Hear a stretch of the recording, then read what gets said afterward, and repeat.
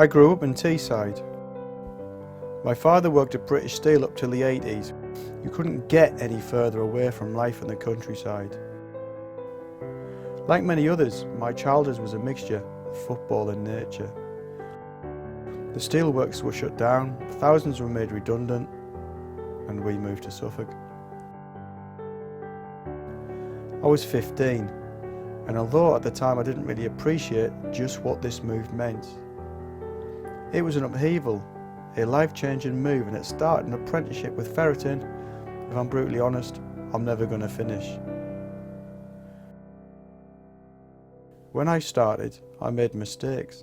I corrected them and learnt habits that become instinctive through the experiences gained not from hours and days, but years and decades on a rabbit warren.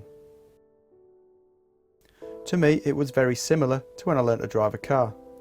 At first, I started to worry about changing gears and stalling on my hill starts until I actually passed my test. Then the hours of driving about gave me experience. Experience then taught me everything. It became instinctive, natural, easier. My ferreting is no different.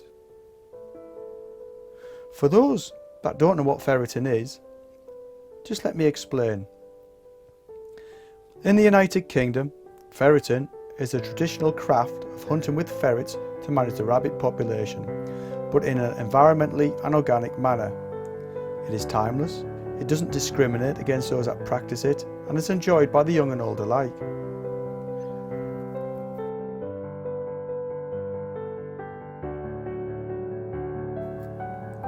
In the modern world though, we often get asked, why do we need to control rabbits? Well, in the United Kingdom we have an estimated 40 million rabbits, and each year they can cause up to and beyond £150 million worth of damage. This is caused to agriculture, horticulture, the construction industry, and let not forget the emotional distress caused when they get into your property and damage your garden. It can be simple and practiced with the bare minimum of equipment for sport or on a more industrial scale for professional rabbit management. We carry the working ferrets around in boxes. Each one is fitted with a ferret finder so we know exactly where they are. We harvest the rabbits using purse and long nets.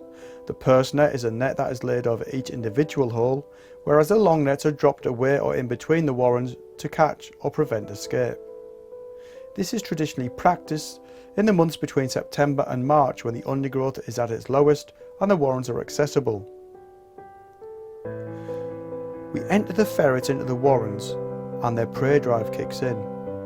The ferret then thoroughly works the warren using every neuron to locate the resident rabbits. The rabbit then bolts at the sight and smell of the ferret into the waiting nets. These rabbits are then humanely dispatched by the ferreter. The harvested rabbit is then no longer a rabbit but a valuable source of food. If you didn't know, rabbit is one of the most nutritious of game meats we have in this country.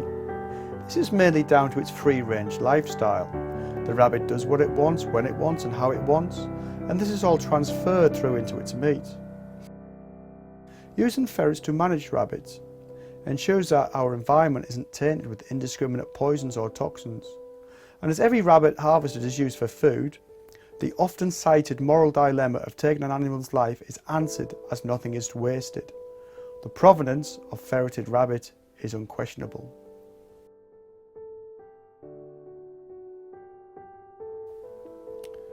For me, my ferreting started when I was a boy. The world was a different place then. There was no internet, no mobile phones. Instead we sent telegrams, we had big red phone boxes and wrote letters.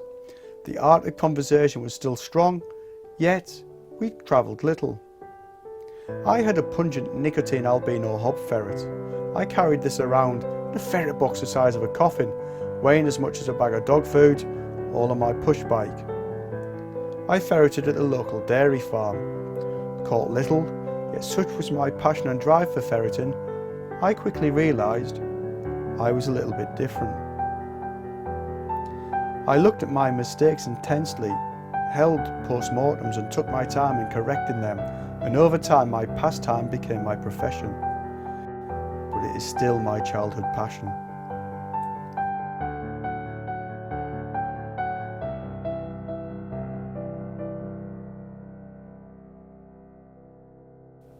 As ferreting and rabbiting has a tribal following, as such we have a culture many simply do not understand. Back in the day when many doubted me, I always said that education was the key. History has taught us that this is more important now than ever before. What we've got to do is educate the wider world to our world.